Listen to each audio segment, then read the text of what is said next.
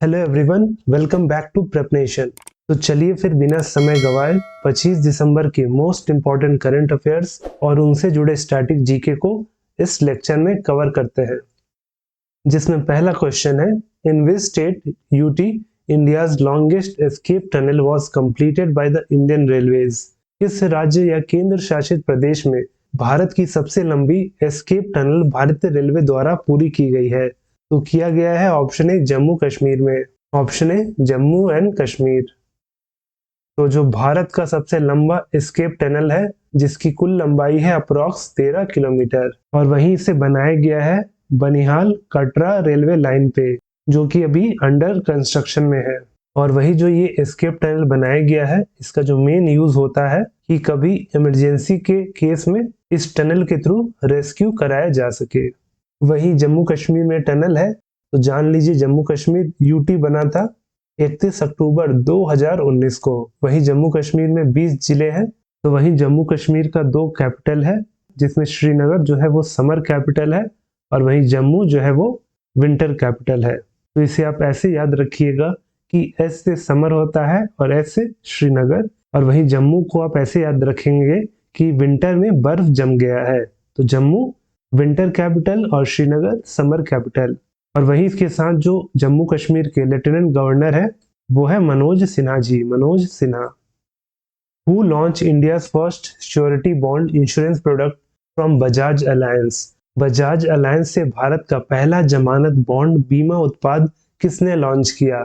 तो वो किए option D Nitin Gadkari ji. Option D Nitin Gadkari. तो नितिन गडकरी जी जो कि है union minister for road transport and highways, यानी कि वो सड़क परिवहन और राजमार्ग मंत्री है, और उन्होंने लॉन्च किया भारत का पहला surety bond insurance product from Bajaj alliance. तो जैसे आप इंश्योरेंस लेते हैं तो वो आपको प्रोटेक्ट या सिक्योर करता है फाइनेंशियली, उसी तरह ये श्योरिटी बॉन्ड इंफ्रास्ट्रक्चर प्रोजेक्ट को सिक्योर करेगा और साथ में उस कॉन्ट्रैक्टर को भी सिक्योर करेगा, ताकि अगर कॉन्ट्रैक्ट फ्यूचर में फेल भी हो गया या टाइम से पूरा नहीं हुआ तो उस कॉन्ट्रैक्टर को ज्यादा नुकसान उठाना नहीं पड़ेगा। Which state has introduced the Friends of Library scheme to promote reading? पढ़ने को बढ़ावा देने के लिए किस राज्य ने फ्रेंड्स ऑफ लाइब्रेरी योजना शुरू की है? तो ये स्कीम शुरू किया है ऑप्शन सी तमिलनाडु ने। Option C Tamil Nadu. और वही स्कीम को इंट्रोड्यूस किए हैं तमिलनाडु के minister of school education Anbil Mahesh ओयामोजी। और वही स्कीम के तहत वॉलंटियर्स को एम्प्लॉय किया जाएगा जो उन लोगों तक लाइब्रेरी से किताब पहुंचाएंगे जो लाइब्रेरी तक नहीं आ सकते हैं, जैसे कि differently abled people, senior citizens, बच्चे और वो लोग जो हॉस्पिटल में एडमिट है, तो उन तक किताबें वॉलंटियर्स पहुंचाएंगे।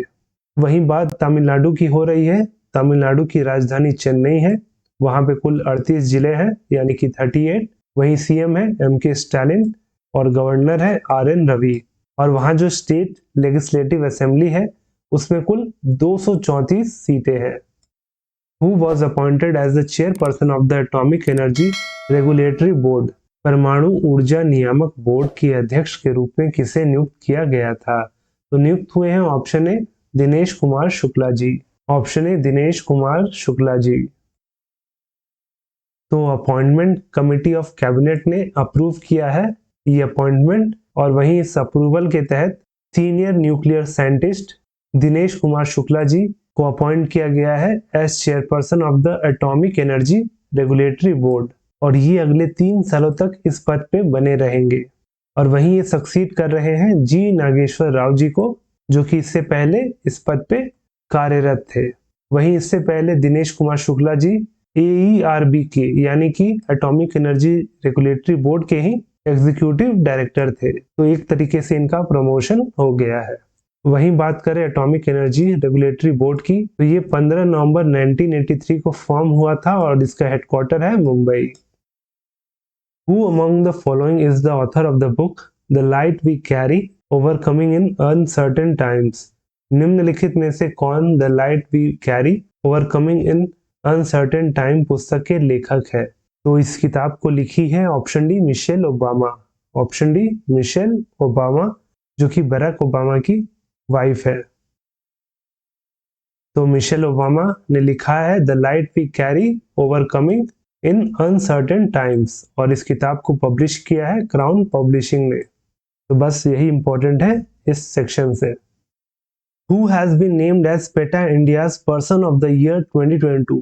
पेटा इंडिया के पर्सन ऑफ द ईयर 2022 के रूप में किसे नामित किया गया है? तो नामित हुई हैं option B Sonakshi Sinha ji, option B Sonakshi Sinha.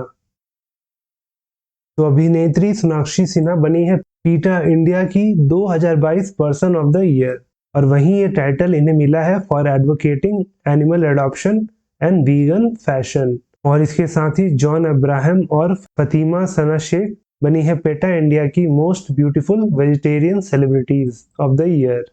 और वहीं पिछले साल यानी 2021 में पेटा इंडिया का पर्सन ऑफ द ईयर बनी थी आलिया भट्ट। और वहीं पेटा का जो फुल फॉर्म होता है वो people for ethical treatment of animals होता है। वहीं ये 22 मार्च 1980 को फॉर्म हुआ था और इसका हेडक्वार्टर है वर्जीनिया का नॉरफॉक। और वहीं इसकी करंट प्रेसिडेंट है Ingrid न्यूकर्क।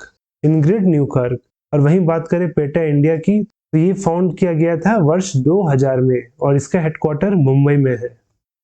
Karim Benzema who has announced his retirement is related to which of the following sports? Karim Benzema जिन्होंने अपनी सेवानिवृत्ति की घोषणा की है, निम्नलिखित में से किस खेल से संबंधित है? तो संबंधित है ऑप्शन बी फुटबॉल से, ऑप्शन बी फुटबॉल। तो ये फ्रांस टीम से फुटबॉल खेलते हैं और इन्होंने अपना रिटायरमेंट अनाउंस किया है। और कब? तो ये जो फीफा भी खत्म हुआ है कतर में, उसके बाद ही इन्होंने अपना रिटायरमेंट अनाउंस किया है।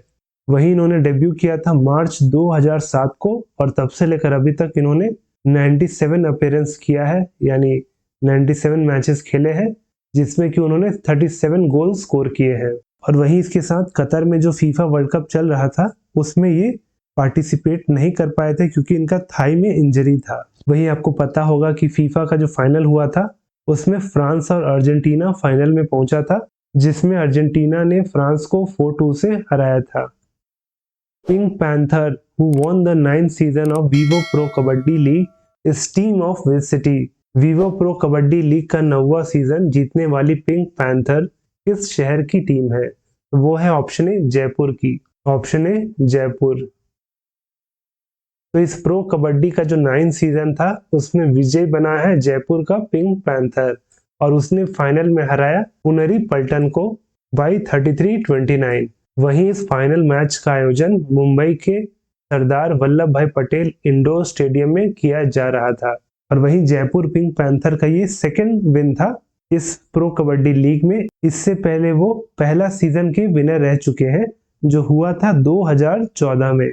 और वहीं इस टीम को लीड कर रहे थे सुनील कुमार मलिक जी, और वहीं इस टीम के कोच है संजीव बलियन जी। तो इस टीम को ओन करते हैं Abhishek Bachchan. Which day is observed as the national consumer rights day? किस दिन को राष्ट्रीय उपभोक्ता अधिकार दिवस के रूप में मनाया जाता है? तो इसे मनाया जाता है ऑप्शन डी 24 दिसंबर को, ऑप्शन डी 24 दिसंबर।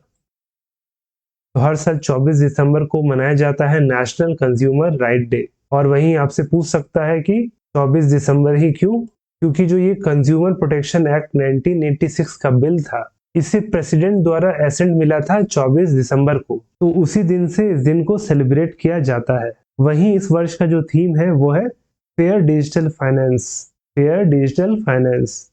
और वहीं नेशनल कंज्यूमर राइट डे के साथ साथ आपको वर्ल्ड कंज्यूमर डे भी पता होना चाहिए और वो पड़ता है 15 मार्च को, 15 मार्च। तो ये जो क्वेश्चन है वो आपके लिए है कि which of the following operations of India related to the Goa liberation day in 1961? 1961 में भारत के निम्नलिखित में से कौन सा अभियान गोवा मुक्ति दिवस से संबंधित था? तो इसका सही आंसर आपको नीचे कमेंट करके बताना है। और वहीं इसका लेक्चर आपको हमारे टेलीग्राम चैनल प्रेपरेशन में मिल जाएगा, जिसका लिंक नीचे डिस्क्रिप्शन में दिया गया है। आप वहां जाके उसे डाउनलोड कर सकते हैं। और अगर वीडियो अच्छा लगा हो तो वीडियो को लाइक करें और साथ में आपके सर्कल में जितने भी लोग हैं जो कॉम्पिटिटिव एग्जाम की तैयारी करते हैं उनके साथ हमारे इस वीडियो को शेयर जरूर करें। और वहीं अगर चैनल पे नए हो तो डेली करंट अफेयर वीडियोस को देखने के लिए हमारे चैनल को सब्सक्राइब जरूर कर लेना।